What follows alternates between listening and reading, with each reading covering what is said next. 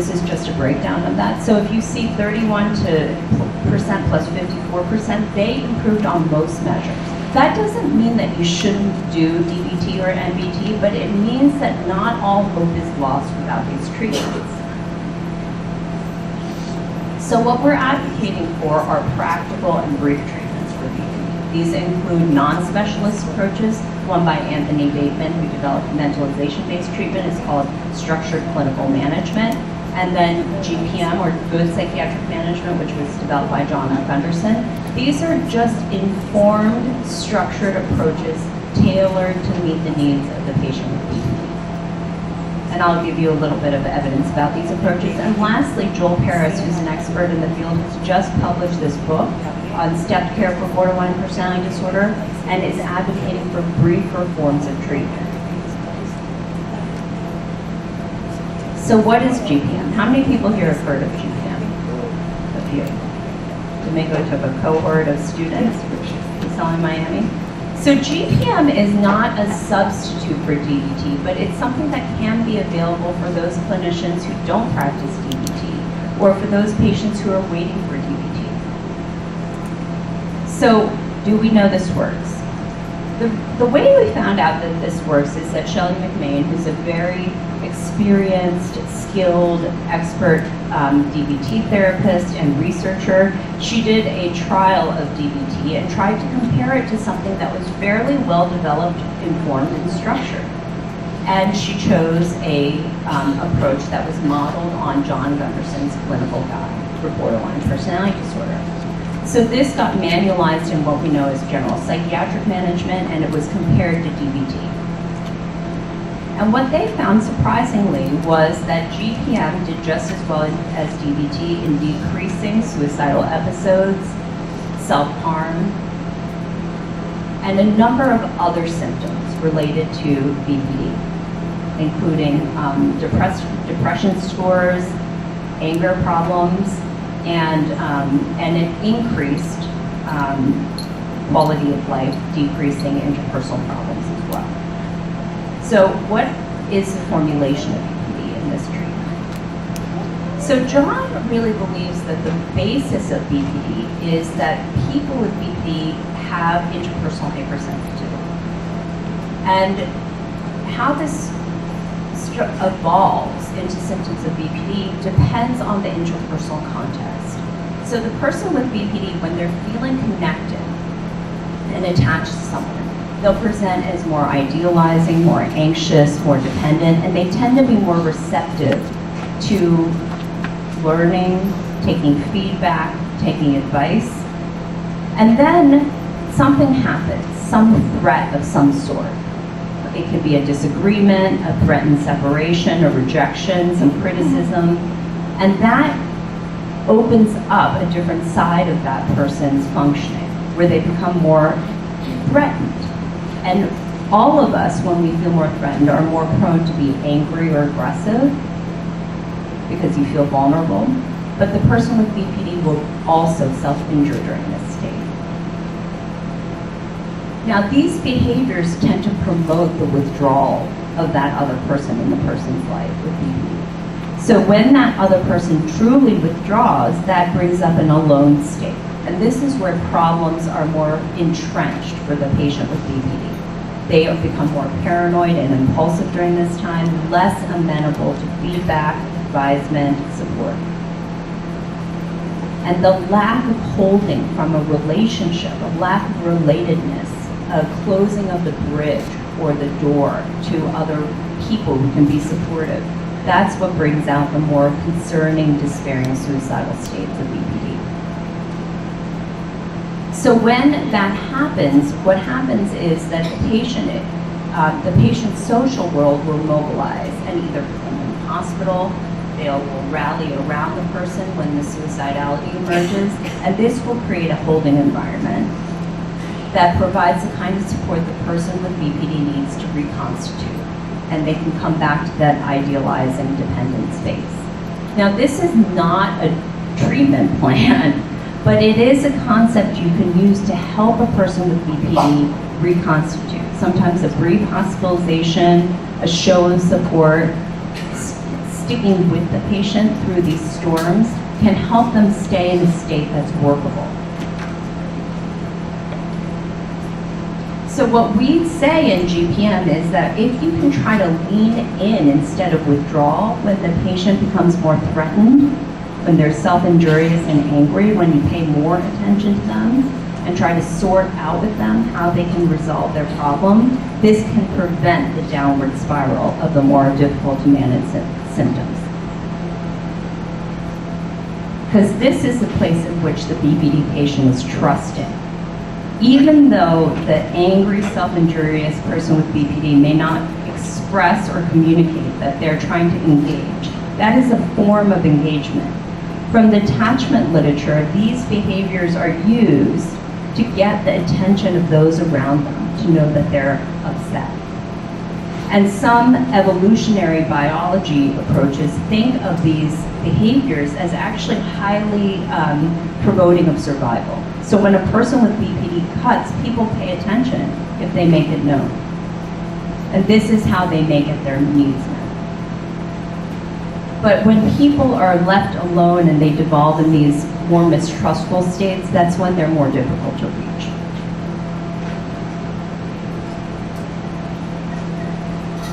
So how do you practice GPM? These are just some essentials that you don't even have to do anything fancy, but every patient who has BPD or possibly BPD could benefit from some of these interventions that we can all use. The first is just the diagnosis. So the family talked about how important it is to make the diagnosis, to make treatment more helpful. This is something that people regard with some avoidance and hesitation because they're scared of upsetting the patient, making things worse. This is a cartoon. It actually happens to say Dr. Gunderson on it. Dr. Gunderson, specialist in adding insult to injury. He says to the patient, "As I suspected, your arm is broken, but at least the cast will hide that ridiculous tattoo." So some people feel like making the diagnosis of BPD is something like this, that you're telling the patient who's already upset bad news.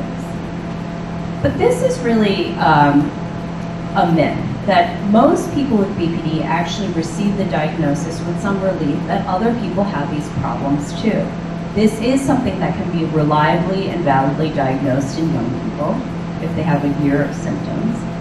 And what the diagnosis does is help diminish a sense of uniqueness or alienation. A lot of people with BPD will feel like they're broken beyond repair, nothing people will do will help, oftentimes because they're treated for the wrong diagnosis, and it can actually increase a sense of hope. It can also anchor expectations about the course of the disorder, that it can get better over time, and the expectable responses to treatments, that it won't respond well to most medications, it will respond well to psychotherapies. This can also foster alliance and medicalize the problem so that it's less framed as a judgmental issue or an issue of bad character or a bad person, but it's really a disorder that needs treatment. And it decreases parent blaming and increases parent collaboration. Most parents want to help their child feel better and do better in life. And using this kind of model of BPD as a medical diagnosis can help make the situation more objective, cool down emotions so that people can be at their best and be most effective. And lastly, it prepares clinicians for the patient's hypersensitivity, their likelihood to lash out in anger or be self-injurious or be help-rejecting. These are symptoms of the disorder, not a signal that the treatment is bad or the patient is bad. And just educating the patient about BPD alone has benefits. Oops.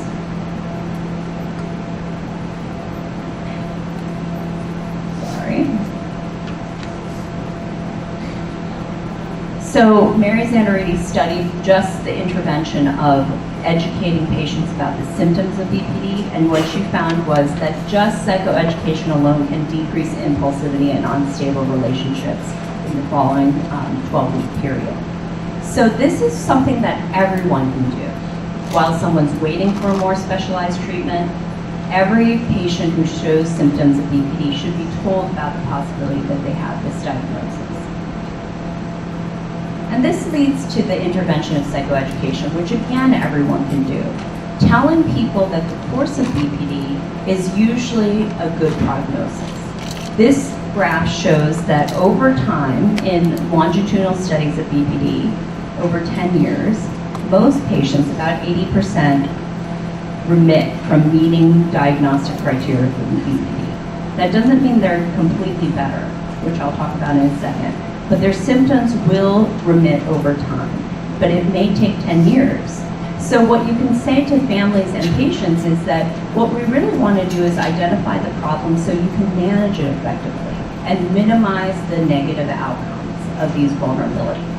Because the disorder will get better, but you don't want it to persist so long that it derails your developmental path through adulthood. Now the problem with the prognosis is that the functional status of people with BPD, even when their symptoms get better, doesn't improve very much. And this is where trying to help people function even when they're symptomatic becomes really a task that most treatments should address. Another piece of psychoeducation you can do is teaching patients and families about temperament, especially for young people when they're just starting to develop symptoms or early signs of the disorder, is talking about temperament in terms of cars. This is a model that Teresa Cerrando from Miami developed, where she talks about the Ferrari versus the Honda temperament. Now, the Ferrari is a much more appealing car, right? But it's very hot to handle. It can go from 0 to 100 in about a second, and it takes turns in a very kind of intense way. So it may be more exciting, but it's also more difficult to drive. So the message that she delivers with this analogy is that you have to be a very good driver to drive a Ferrari. So you have to develop some really pretty stable, steady, robust skills. The Honda, on the other hand, is less exciting, might be more boring, but it's more reliable and steady. So some people will have a temperament that's like this, and they will weather the bumps in the road a little bit more steadily, and some people have more reactivity, like a Ferrari. And there are many cars in between. Now, another piece of psychoeducation that you can provide is that there is a genetic predisposition for BPD, that there is some component of this that comes from biology, and this can be destigmatizing for families, believe it or not. It's because oftentimes families will ask themselves, was there something I did wrong that could have been done differently? And oftentimes the answer is we can't know. There are things you can do now to be more validating, more communicative, more understanding, to be more effective. But this is something that has some biological basis, and it's a disposition that someone has to take care of throughout their lifetime, just like diabetes. If you know you're sensitive, you have to be careful about the exposures that you choose to allow yourself to be affected by.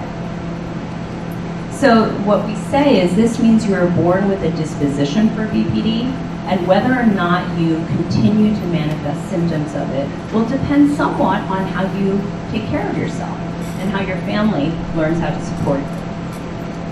When we think you were hypersensitive in ways that could make it difficult for other people to respond helpfully. This is the other side of the coin, is that when someone's very reactive, it can make it more difficult for those around them to feel supportive or be supportive. Now, the last piece of psychoeducation that I think is really important is that there's a difference between remission of symptoms and recovery. So Mary Zannarini looked at her longitudinal data and found that while, yes, it's true that most people with BPD will remit over time, not as many of them will recover. So what you see here is that almost everyone in her study achieved at least 2 years of remission from BPD symptoms, but only 60% achieved any sustained recovery, okay? So what we think now is that we know that BPD gets better. You can even respond to placebos and treatment as usual, not enough, but it can. But what treatments need to do is help people recover and lead functional lives. This is just a bigger version of that. And what that will require is accountability and agency. GPM really focuses on helping the patient feel more responsible for the things that happen for them moving forward. It may not be their fault that they have BPD, but it is their responsibility to manage their vulnerabilities. So one of the ideas of GPM is that you only continue treatment if it's actually working. Okay? And that takes two. It takes the clinician and the patient to work together effectively to set goals and to work on achieving these goals. And this is something that's really important for adolescents to do as they're trying to achieve independence, is set goals from themselves, apart from the goals their parents have for them. And then they're told, I will depend on you to tell me what kind of help you need from me. And this is where the treatment can provide a bridge between the parent, who is oftentimes very involved in doing things for their parent, for their child as a parent, and then the treatment can help the patient and the parent get used to relying on the child to ask more for what they need.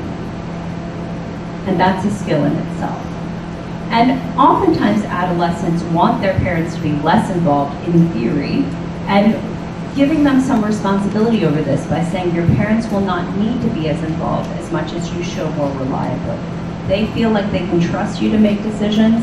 I'm pretty sure they can start to let go and give you more space. And you may have to coach the parents to actually do that.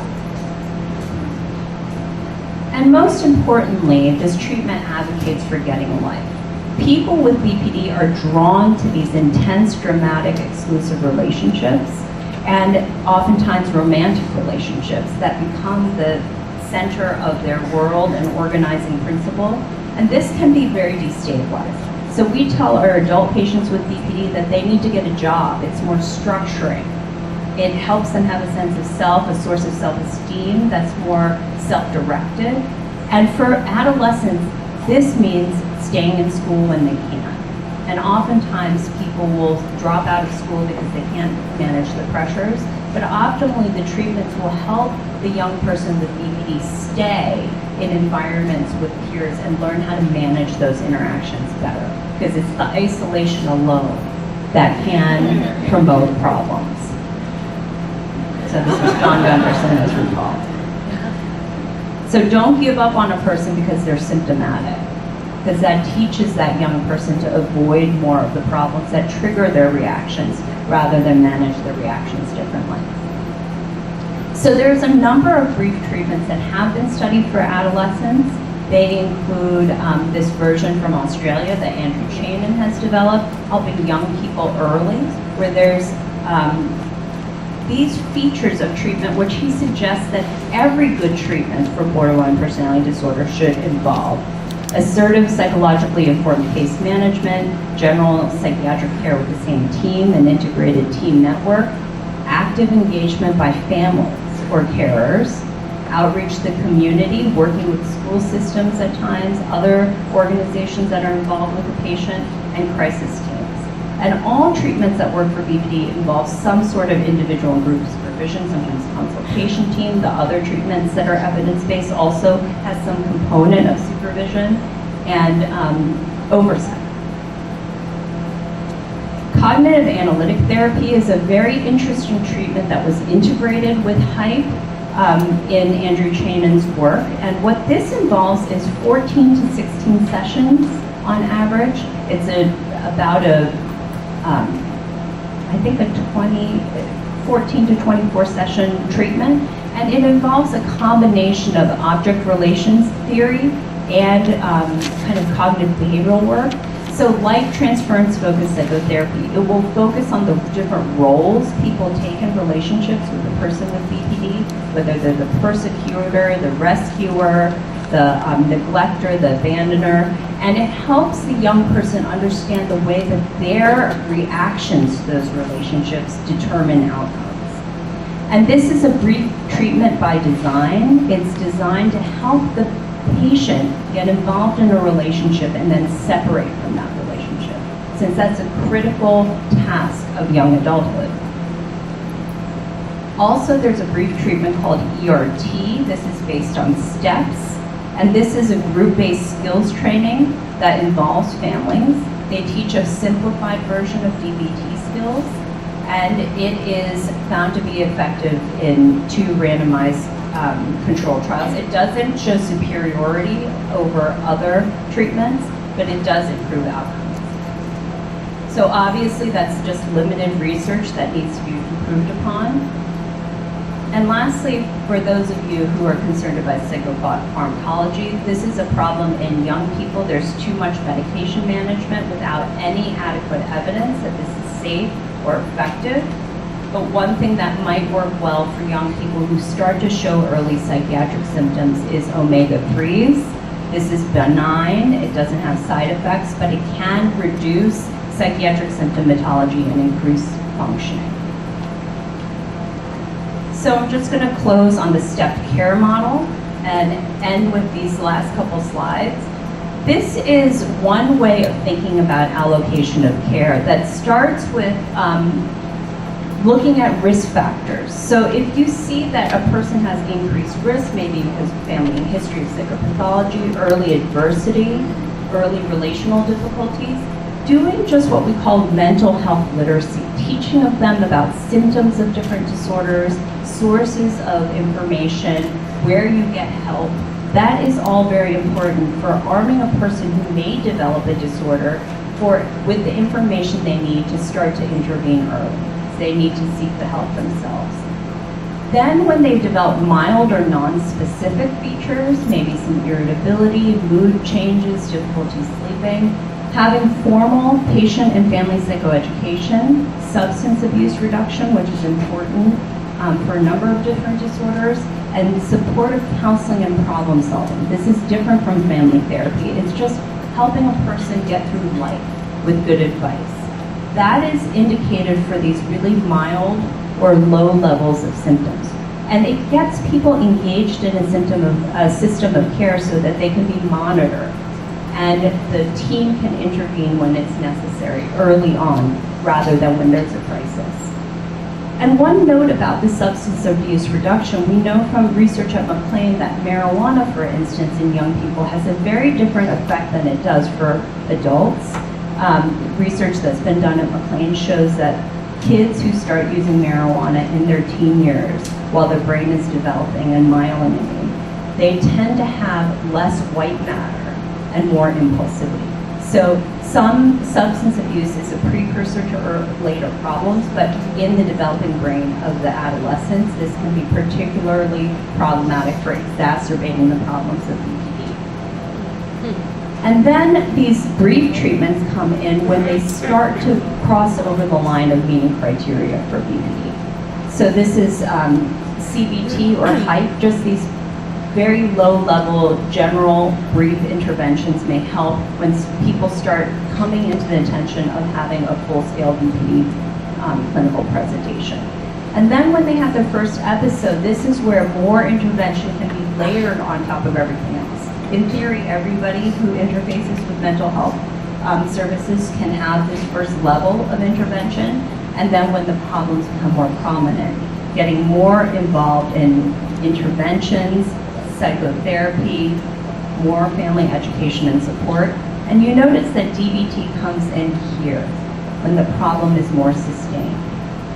And the reason for that is that for young people, according to Andrew Chain's work, a lot of the early presentations of depression, bipolar, and borderline are quite similar.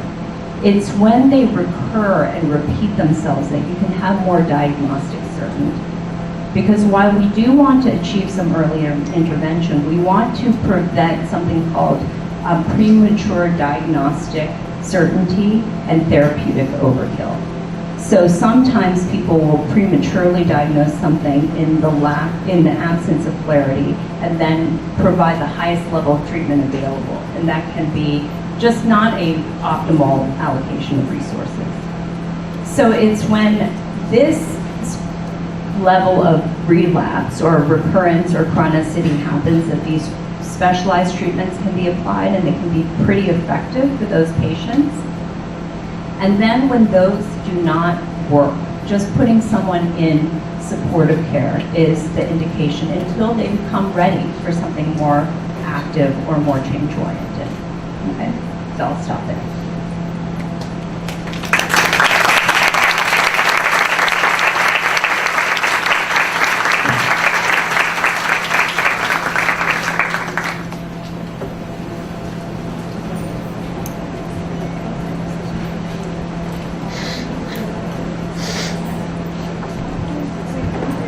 Muchas gracias, doctora Choi. Thank you very much, Dr. Choi.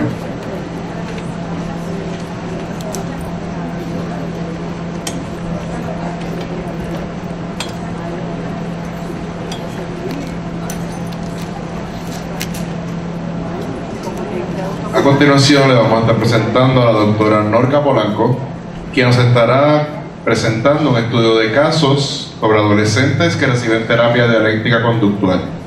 Una vez finalizada la presentación de la doctora Polanco, los exhortamos a que pasen por el área del pasillo donde están los posters. Allí van a estar los investigadores de los posters para responder preguntas acerca de los mismos. Para presentar a la doctora Polanco tenemos a la compañera Yelitza Villegas del programa de DBT del Alpiso.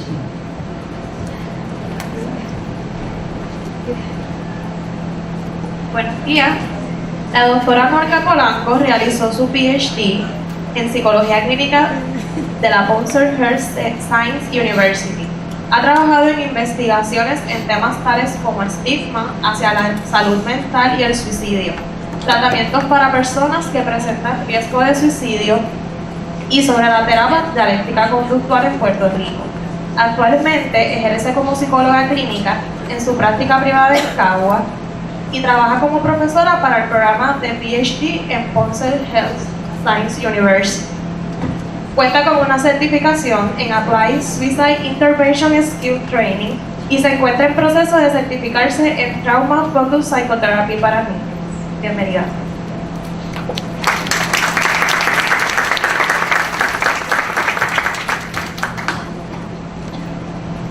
Hola, buenos días a todos y todas. Un placer estar con ustedes en esta mañana. Lo que voy a estar es presentando un estudio de casos de dos de los pacientes que hemos tenido en nuestra clínica. Yo soy la coordinadora del programa de DBT en Ponce, así que me di a la tarea de hacer algo un poquito más práctico, ¿verdad? Que ustedes pudieran ver cómo ha sido entonces el proceso de terapia en pacientes.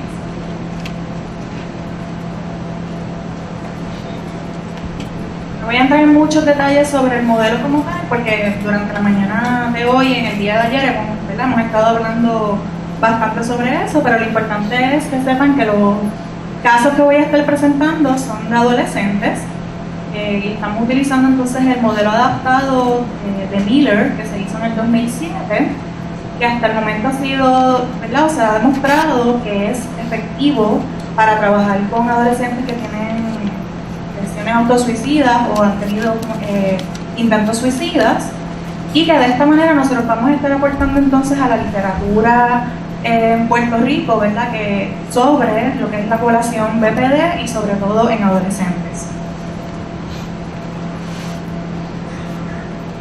Para que tengan una idea de cómo está compuesto el programa, todos nuestros pacientes tienen la exposición entonces a tener el modelo DBT y entonces cumplen semanalmente con terapia individual, terapia de grupos o grupos de destrezas, donde ellos o ellas, ¿verdad?, aprenden todas las destrezas que envuelve el modelo. Un poquito más adelante les voy a estar presentando, ¿verdad?, diferentes componentes.